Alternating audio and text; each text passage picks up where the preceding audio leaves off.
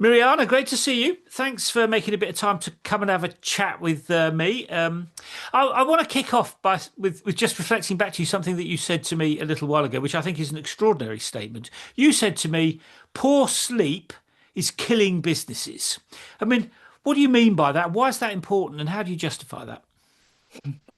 Well, we know so much about the importance of sleep, and we also know how current society is sleep deprived Yeah, yeah.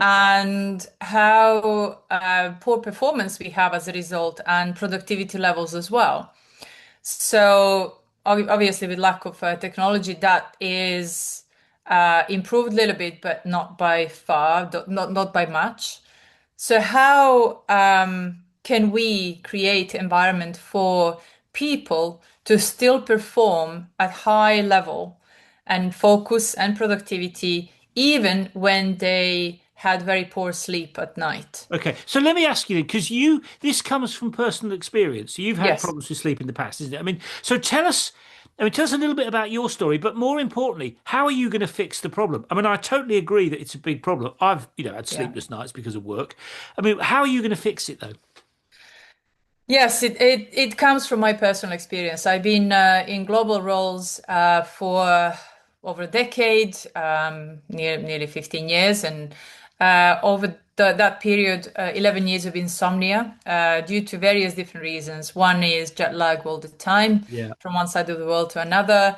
The other one, obviously, operating at different time zones all the time, eating in different time zones where your body is still on the previous one. So it's very hard to adapt and adjust despite Yeah. all good things that you're doing. And I also had very bad back, injured my back in one of those travels. So even when I had time to sleep, I couldn't for some Right, reason. okay. Either my brain was somewhere else on different time zone, and my body was aching because of the pain that I experienced through my injured back. So that was the initial toll, or rather, initial start of curiosity that kicked in, because everything I tried that existed already was helping a little bit, but not really helping me to remove my grogginess because of that lack of Yeah. sleep, Yeah. helping me to be fully focused. And you wake up in the morning, you should be fresh, Yeah. and I wasn't. And I still had to deliver, I still had to perform, especially as CMO and global teams. And you have to deliver, and you have to obviously sell the business, because that was another part of my journey as turnaround specialist. So there was no question. Did you sleep well? Can you actually do this job today or not? You had to. There is, Yeah. or you just leave the job, which for me wasn't really an option. So I started understanding why we are functioning the way that we do when we are sleep deprived, and how can we rectify that? How can we help ourselves when we are in that position where there is no luxury of staying 8 nights in bed and sleep properly, quality, obviously, and quantity wise, but still have to perform. So, how can we hack that in a way Yeah. where we can still, speed up the process of recovery in a matter of minutes rather than hours, even when we are sleep deprived, and still perform and be, very focused. So I understood that there are various different areas how we can actually approach to this, and that's where curiosity kicked in. And you've come up with a really different solution. So just for the people that are listening, I mean, just very briefly, we can talk in more detail about the different bits, but just explain your solution to people because it's totally different to anything I've come across.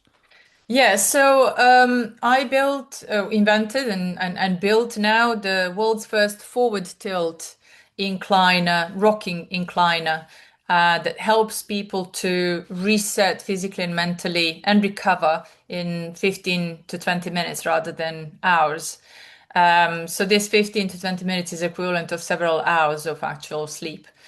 So everything is based on existing science, Mhm. which came. I came across an original picture that showed me how people used to sleep in the 18th century, Victorian times, when Right.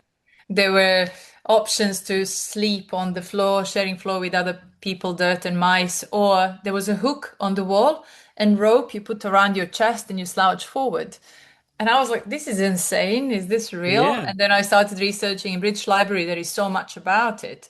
Even in London, poor houses, actually, people who could not afford bed, they used to sleep like that. Wow. So that was obviously very uncomfortable and not a very good way to sleep. But that was some initial spark in my brain that connected me when I need to offload my lower back, how I can actually Okay. do that very quickly. So I use footstool and go over it. So these were the first two connections. And I started then exploring, okay, but what's the science behind? I don't want to sleep like Victorians did. I want comfort. I want something that really offload all my body weight, body mass from everything, and I feel weightless, but I am really also getting oxygenation levels at higher percentage rather than, when we sleep backwards. So all of this just started kind of creeping in my head, like how can I find this scientific proof that Mm. this actually will work. And that's where Journey started, and lots of universities came on board and started helping with existing research on body posture and why this posture is good for us. And then Rocky Motion, why Rocky Motion is good for us and what that does to our memory consolidation, which is very important and happens in REM phase of sleep. But if you don't have enough sleep at night, that doesn't happen, or it's Okay. very Okay. short amount. So therefore, we start forgetting very early, and then lots of connections So with let me the just clarify. Alzheimer's. Let me just clarify. What you're saying is that Yeah. you think it's better for people to lean forwards when they sleep, and that is better because of their posture, because of the REM, because of the rocking motion helps people take short naps that are much more effective. Have I got that right? Is that what you're Yeah, saying? for short, for naps. So nothing can replace bed because bed is obviously you need to move. Body Yeah. needs to move during the night, and we need that space. Yeah. So we need to turn and do different positions. But many people sleep in one or two positions at night. Yeah.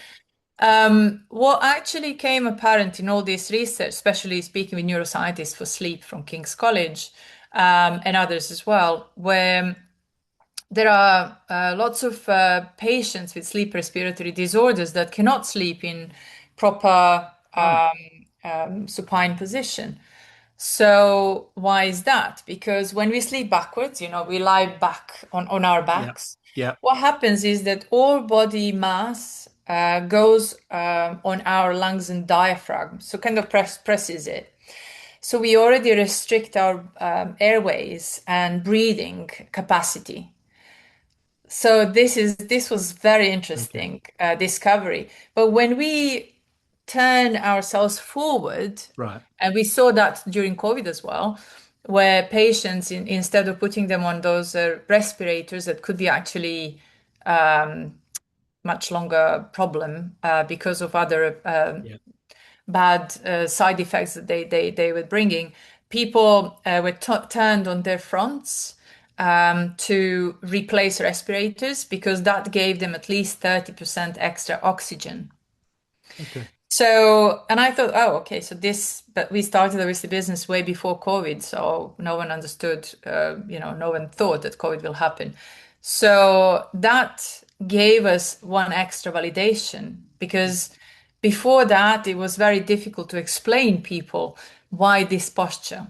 Yeah. But COVID actually validated lots of And things. you were saying that NASA, you picked up some research from NASA Mhm. about the way astronauts sleep. I mean, just Yes. briefly tell us about that. Yes, so in terms of body neutral position that we use in our product, that came from NASA body neutral position that astronauts actually take in body takes in the space when there is no where there is no gravity at all. Yeah. So you're not really completely straight flat straight. Right. You have bend in your hips and your knees and your head a little bit forward, Right. but that body alignment between head, neck, and spine is in perfect way, so you don't injure any of your body parts. Yeah. But on top of that, there is Alexander technique, monkey position, which is position of mechanical advantage, that is well known in opera singers Yeah. and Yeah. other singers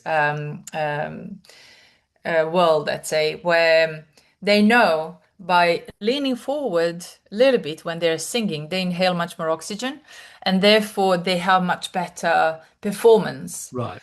And also, if you think when we are running, we don't go backwards to inhale extra oxygen. We actually go in Yeah. tripod Okay. I position get to that. inhale Yeah. much Yeah. more oxygen, Yeah. right? Yeah. So all of this, when you start thinking, makes complete sense. And now, but again, everything is coming from, for us in terms of research, coming from NASA, body neutral position, Alexander technique, and the list goes on. Okay. And what your technology does, this just so again, so just so that people understand, your technology enables you to take short naps that are much better for you, but in and it's designed to be used in the workplace and at home. I mean, just tell us about exactly how your technology helps people. Yeah, so the incliner you can see here Yeah. on the picture. So you go in facing forward. Right. You get headphones and music with binaural beats, 3D, 4D sounds that go take your brain into deepest restorative level together with the rocking Okay. motion rhythm. So they are synchronized. And being in this posture, forward tilt posture, you are first of all, let's say, hacking your brain and your body to recover much quicker than otherwise in Right. normal nap you would. Yeah. What happens with rocky motion, which is very important on top of the posture. So rocky motion, there is research that we came across in one of our research phases, which actually showed that even in short power nap in rocky motion device, memory consolidation happens, which actually only happens when we have full night quality and quantity sleep. Right. Okay. What that is, why that is so important, and there are no rocking motion devices in forward tilt posture in the world apart from Orca, which is our world's first forward tilt rocking incliner. So we are the first, and we provide the environment for body and mind to reset much quicker than otherwise it would in short power nap. And you were also saying that, and this quite interested me, that sleep deprivation is also linked to other kind of problems as well, things like Yeah, Alzheimer's and what have you. yeah. And part of your concern to develop this technology is to help people get better sleep so that it reduces the chances of them picking up those other kind of problems later in life. Is that right? Yeah, exactly. So there's always a debate going on between different type of people.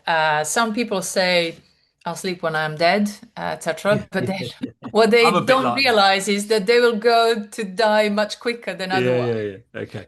So, but the other thing is, we have lots of examples of premature Alzheimer's, and especially for those people who slept, 3, 4 hours at night. Even Margaret Thatcher and slept very short period of time, and as a result, she actually died from Alzheimer's. There are lots of people like that. So we can train our body to not to sleep, if that makes sense, and still operate.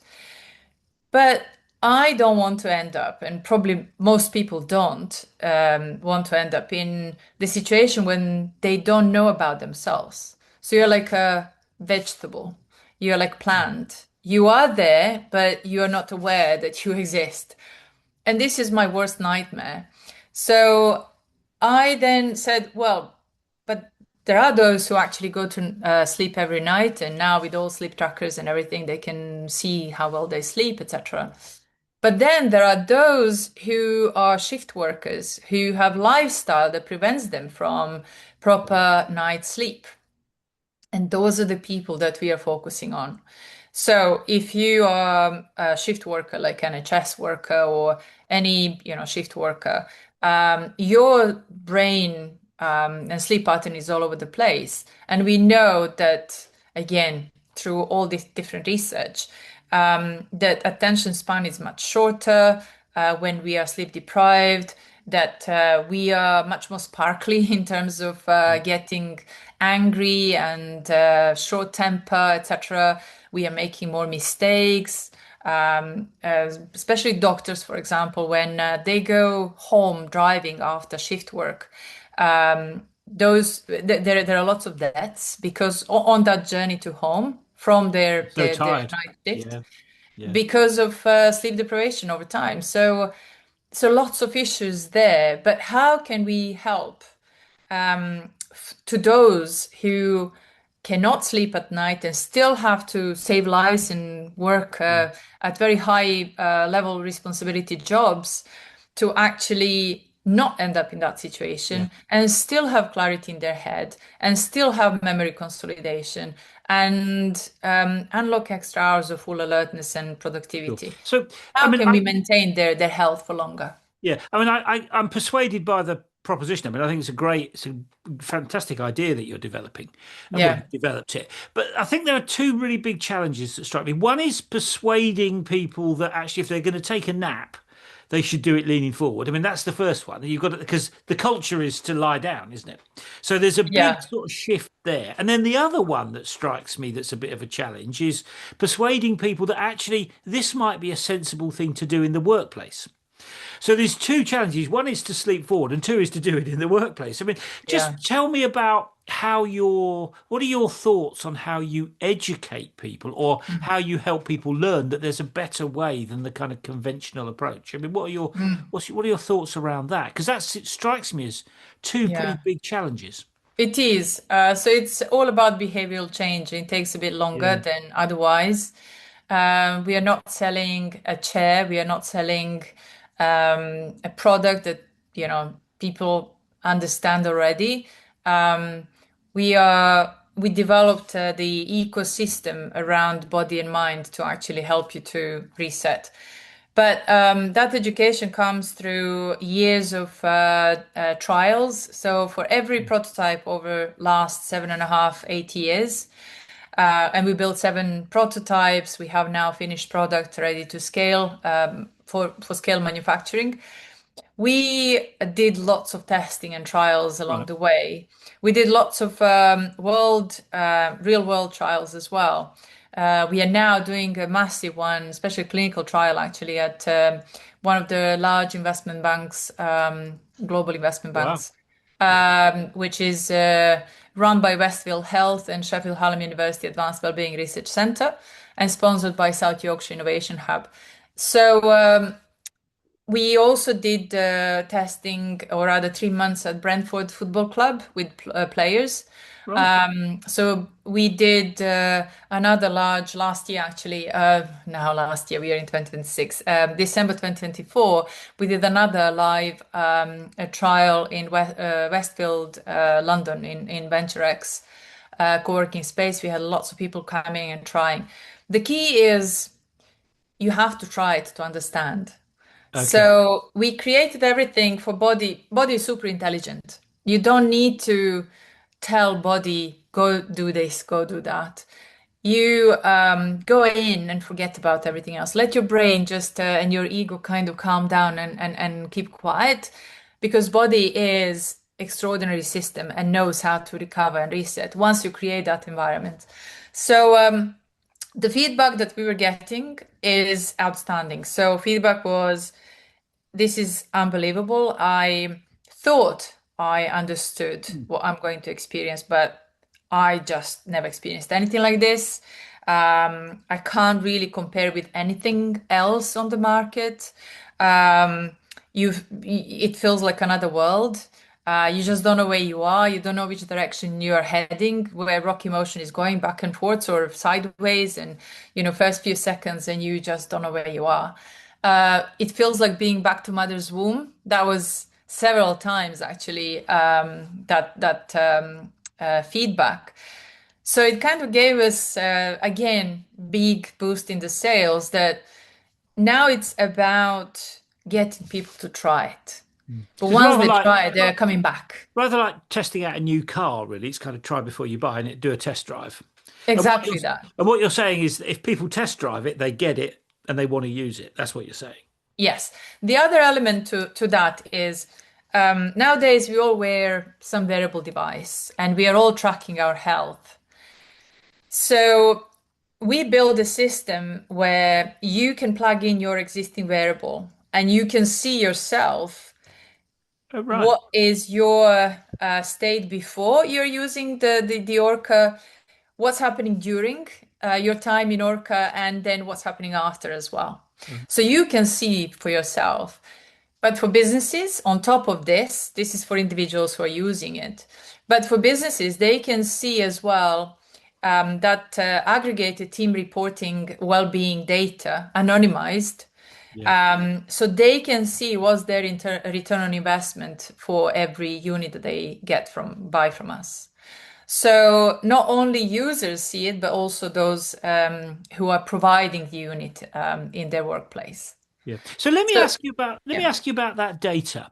So I mean you're not quite there yet, but it won't be long before you're collecting very large quantities of data about that, isn't it? I mean, in what way do you plan to use that? I mean, how will that data add value to the physical product and the use of it? I mean, just tell me yeah. what's the data So going to we do? are not using any data from the consumer really. It's down to consumer to track their own state through their own wearable device. So what we are actually doing is understanding their, again, anonymized state. Right. And if they opt in to actually share that data with us, the only reason why we would use that data is to personalized presets of Orca incliner for that Okay. specific user. Okay. Okay. So you can Which use the means data to set it up closer to what people need than perhaps otherwise. exactly. So you will get like what time you need to actually use Orca. More we understand about your needs and your lifestyle, seeing when you're awake, when you're asleep.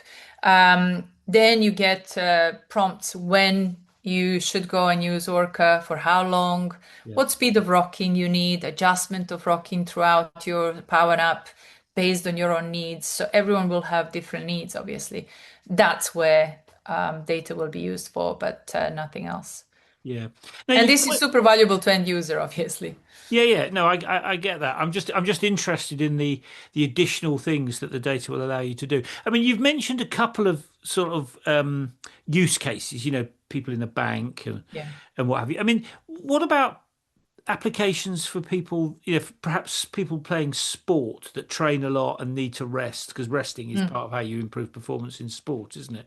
I Yeah. mean, what about those kind of applications? Are you exploring those areas at the moment? Oh, yeah. So we've been approached by Brentford Football Club in 2024 Right. by their performance head of performance. Just wanted to understand that edgy extra benefit that they can actually get for the players.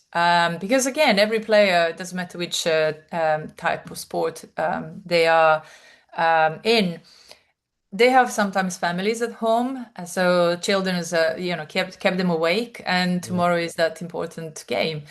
So how can they perform even when they didn't really achieve that restorative sleep at night? So that's where that benefit of worker comes into play, because that even that marginal difference in a improvement of their state will actually deliver and should deliver much bigger results on the field. So that's where the sports people are quite interested in. And again, they all understand the importance of sleep now. So lots of clubs are investing more and more into devices that actually optimize the sleep and recovery in such short period of time. Again, all these sports clubs already have so many different devices that focus on muscle recovery, that focus on other mental health recovery, etc. But that sleep is not very much supported apart from sleep advisor that they all have, or most of them have. But again, it's hard to see the data unless you really track everything, and then um, person has to go away and do the work. And sometimes, and in many cases, the players don't have time to do that work that they've been told. So again, that's where Orca comes into it. You don't have to think about what work you need to do. You just go into the device, relax, forget about everything, because you will forget about everything for these 20 minutes. And just Orca will do the rest, and you come out much more refreshed. And I guess in those situations, even a marginal improvement, if it leads to a marginal improvement in performance, that's Yeah. really valuable potentially in terms of winning more football matches and winning more cups and all the rest of it. So there's a big incentive there, isn't it? So Yeah. let me just ask you. So you've got a great product. It's very innovative. I mean, I've not come across anything like this. It's very innovative. It's got quite a lot of different use cases. I mean, what's Yeah. the grand plan? I mean, tell us about the mission. What is it that you want to achieve in the kind of longer term? Yeah. So we've been approached by many different, as you said, businesses, Mm, and everything we did so far is word of mouth. We haven't done any facilitated or discussion about sales or mm, letters of intent. We're just coming our way because people would talk about it over the yeah. last 7 years, and would recommend certain companies and their connections. So that village of supporters over the last 7 years created really valuable, strong network of potential applications. And another proof to that was recent HCM summit at Westminster Queen Elizabeth II Pavilion, which HCM Summit is one of the top world summits for wellness, fitness, and Right. health Right. equipment. So we've been approached by them and asked that we've been asked to actually showcase Orca. That was the first actual world trial of Orca. Right. Before that was all behind closed doors, but this was first time. Okay, let's see what world says. We were shoulder to shoulder with Technogym, eGym, Rituals, etc. So all these amazing companies out there had all those different devices, and Orca stood there so unique and so Mm. different, and it was the most tried product, one of the most tried products actually at the Wow. summit.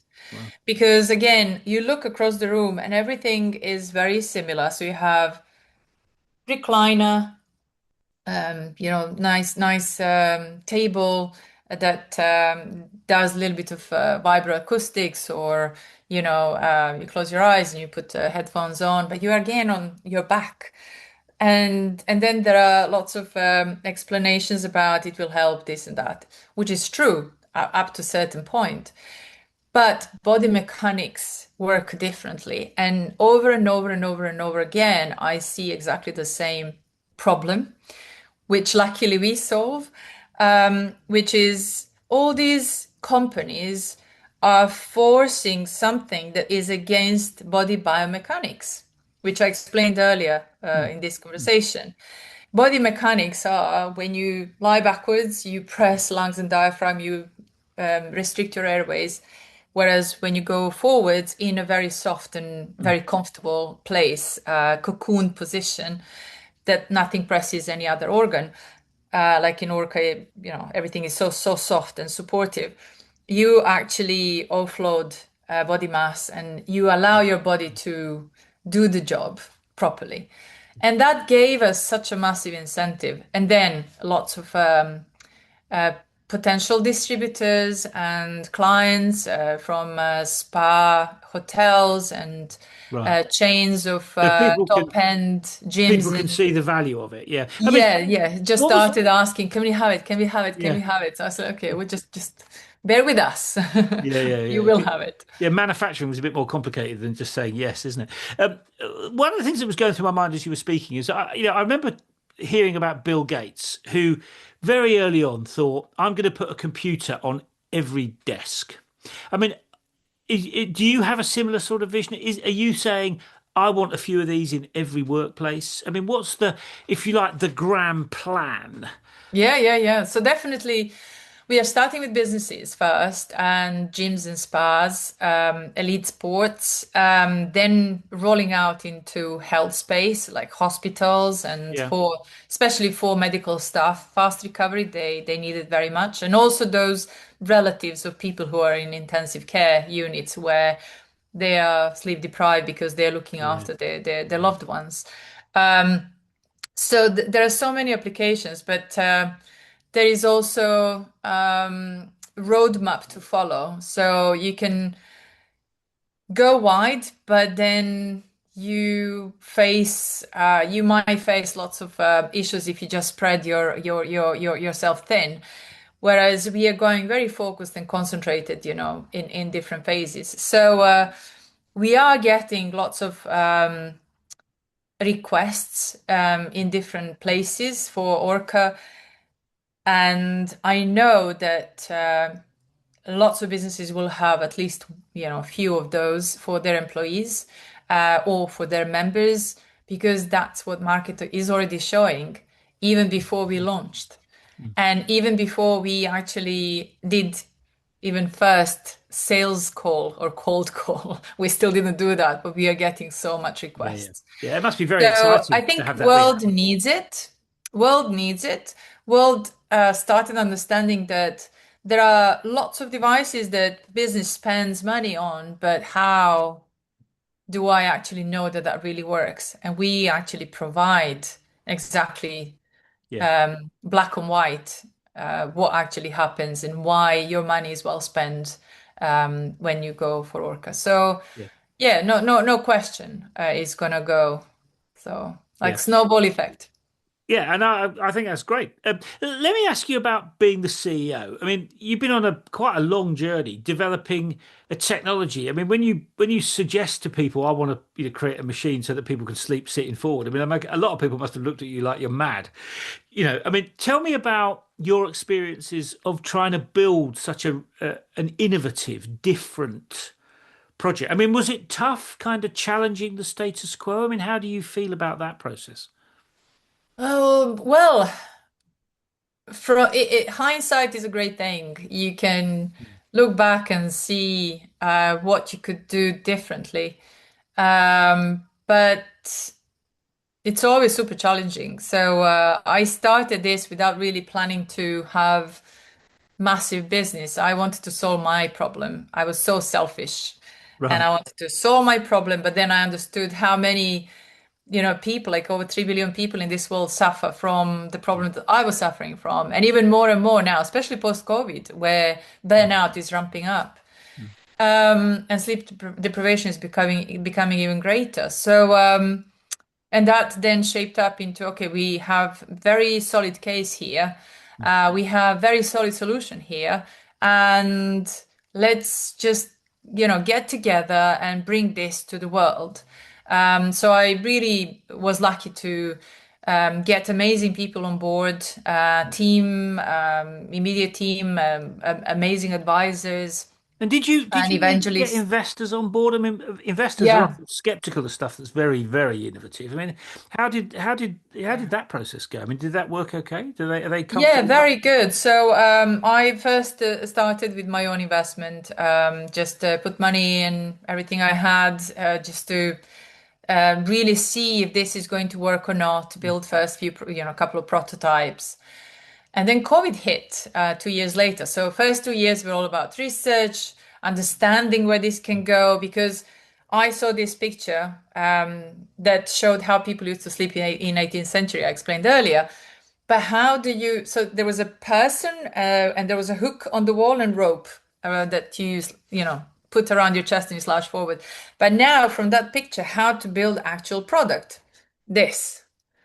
Mm, So it doesn't happen overnight. You don't have the idea how to approach this. So first 2 years, where this can go. What kind of design we are talking about here? What kind of product is going to emerge from all of this research? Because we first collected research, but then we started looking into design of the product, lots of different iterations. First product completely, first prototype was great testing, but we learned a lot, not what not Yeah. to do. Yeah. Yeah. And then COVID hit, and I thought, wow, I need some money now to move forward because we saw that this is going in the right direction. And we got much more research now that it actually proved the point. But money, how to get now to people just over a deck and some kind of 3D design, CAD design. So first week of COVID hit, I literally sent email to all my network and I managed to raise £70,000 in first week of Wow. COVID. Wow. Well done. And that was like, oh, wow. Okay. So there are people who believe in this, probably believe in me more than my, story. But I was just so driven and still even more driven than at the beginning.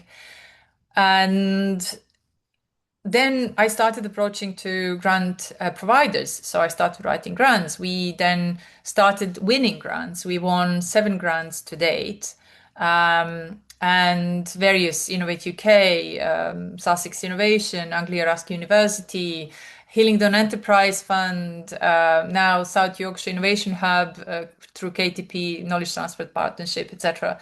So all of this was non-dilutive funding, which is amazing. Investors love this. Mm. And as a result, all these who invested at the beginning, most of them actually, kept reinvesting every year because I never wanted to take lots of money upfront because that dilutes you a lot as a Mm. founder and also your first investors.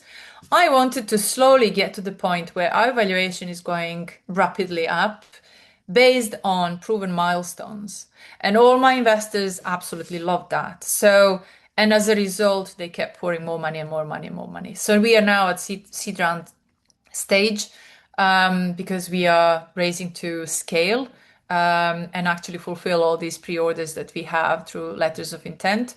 We already have manufacturer in place, scaled manufacturer in place, which is UK based. That's the one of the hardest parts to cover. Yeah. We managed to find amazing partner there.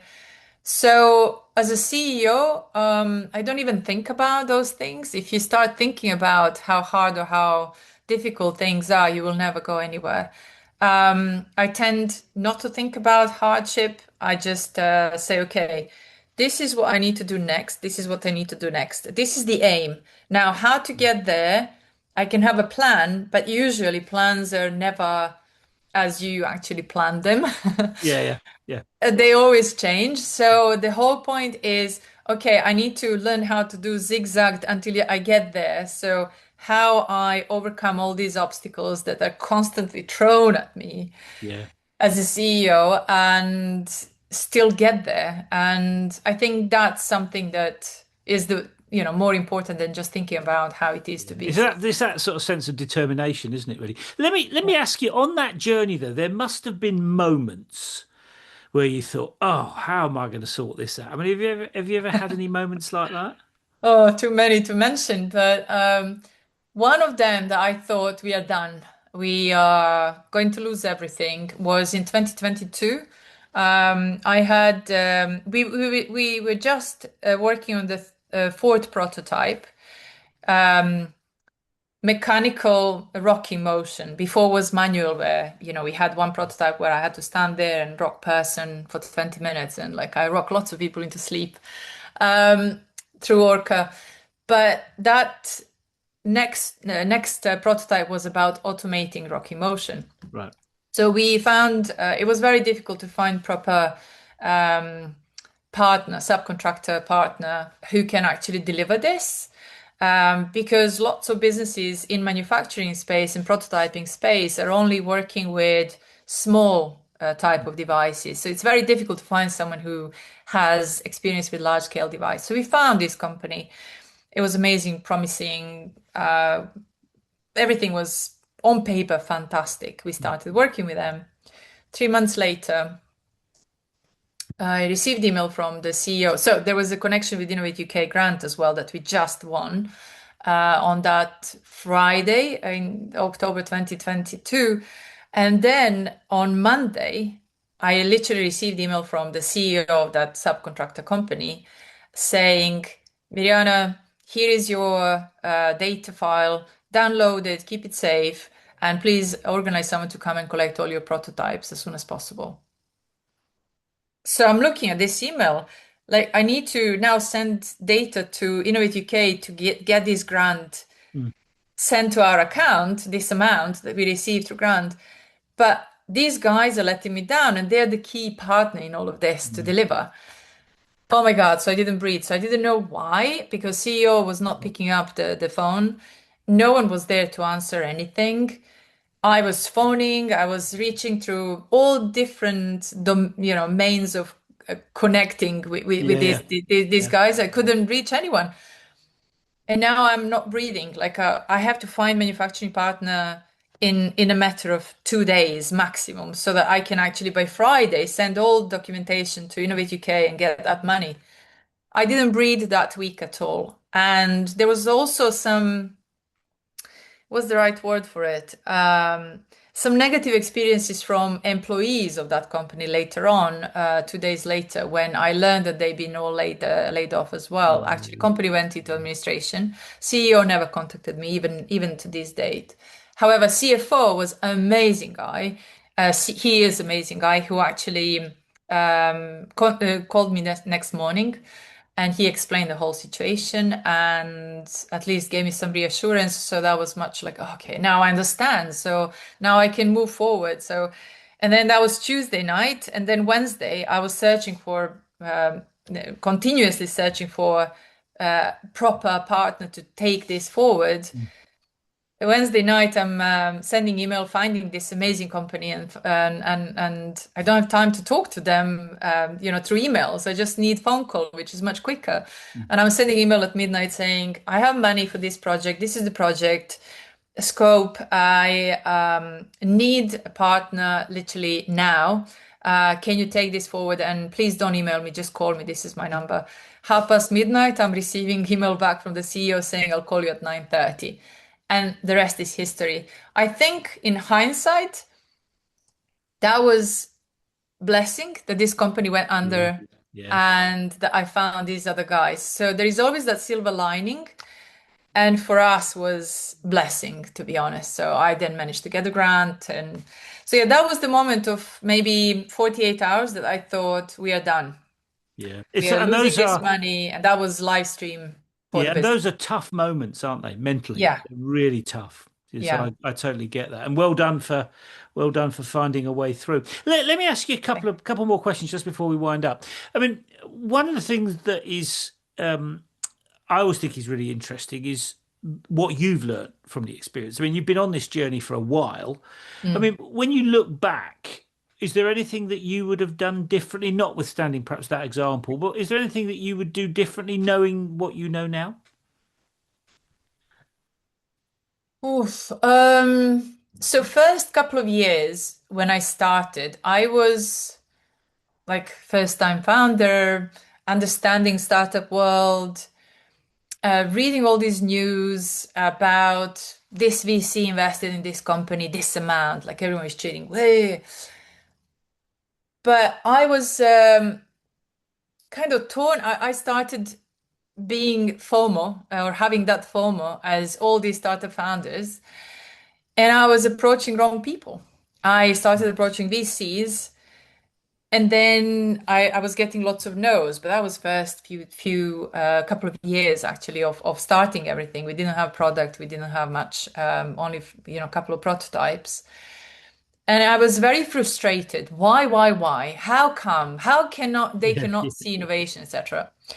But then I joined a large investor community later on as a thought leader, and I was speaking at their conferences, the 361 firm investor community, and I really understood why VCs are risk adverse because it's not their money; it's the money of other LPs or different institutional funders who actually or private money or public money that actually invest in VCs.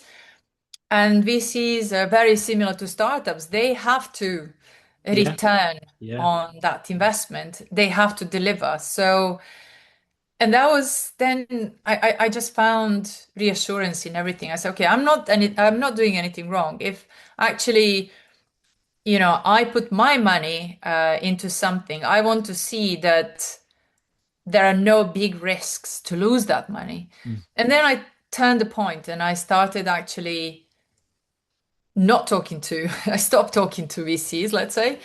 I started just focusing on angel investors, my existing network, grants, because there are lots of different ways how you can actually raise even non-dilutive funding is the best.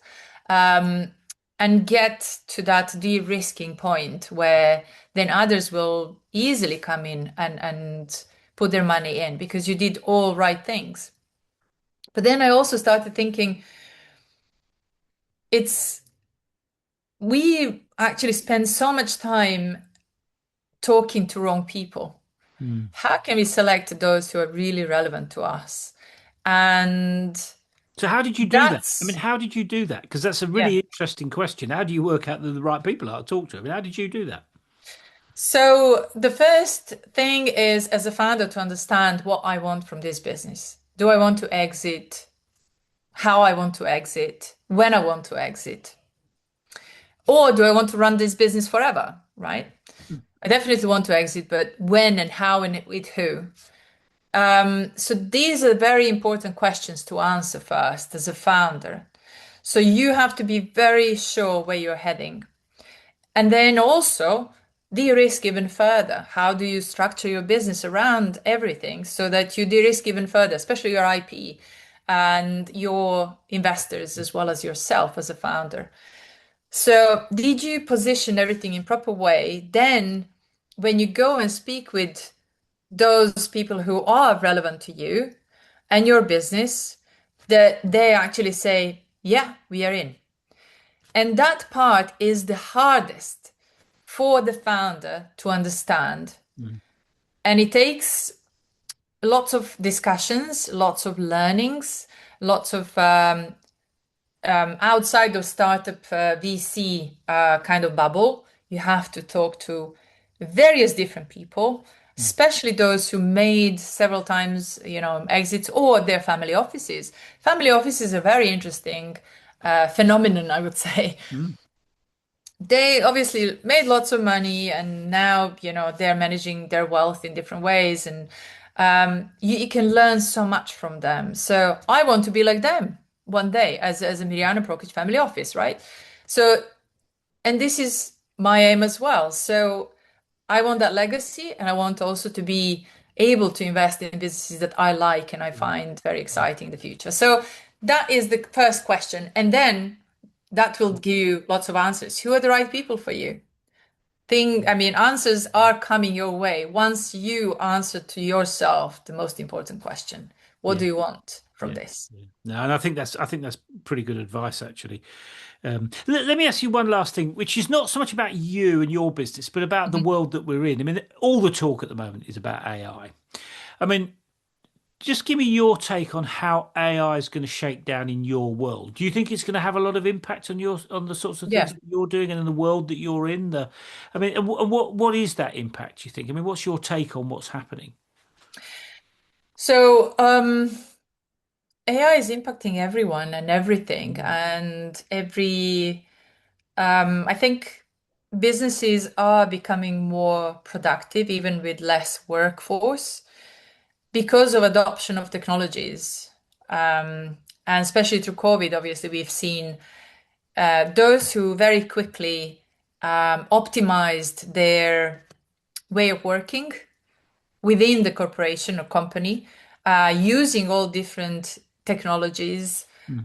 especially AI, and they are much quicker, much more profitable, productivity levels are much higher. Those who never adjusted to those changes are Yeah. lagging behind and actually sliding very quickly backwards. So it's all about speed of adjustment and adoption. Mm. But not everything is great out there. AI has both sides of the coin. So it's all about, again, really understanding. You have to check yourself as well for clarity. But in our specific case, we are using AI for especially personalization of presets for so more obviously data we capture about user better outcomes we will provide within Orca. So there are lots of elements why AI is very important for us as well. In terms of my own performance and my own speed of working, I am much more efficient now. I use lots of different AI tools to help me specifically and the team as well. So things are done much quicker, more efficient, and it's not about sitting hours and hours and hours in front of the computer and just doing stuff. It's about do it much quicker, much better, quality wise and quantity as well, and still have time for walking the dog outside and your own well-being. So Yeah. read that book that will give you extra spark and help you to deliver even more. So have that time off for yourself is very important, and I think that's where technology and AI adoption is actually helping us. Yeah, absolutely. Mirjana, I mean, I think whichever way it shakes down, it's going to be an interesting few years, I think is my take on it. But it's great to hear your story. I mean, thank you for making a bit of time to share that with us. I mean, what a brilliant proposition and really exciting opportunities. And I mean, I really hope it goes well. I mean, I've had sleepless Thank nights, so I totally get the logic of what you're trying to do. I mean, it seems to me to be a really good thing. So, thanks for coming on. And I mean, good luck going forward. Thank you very much, Paul. Thanks for All right. See you having me. soon. Bye bye. Bye.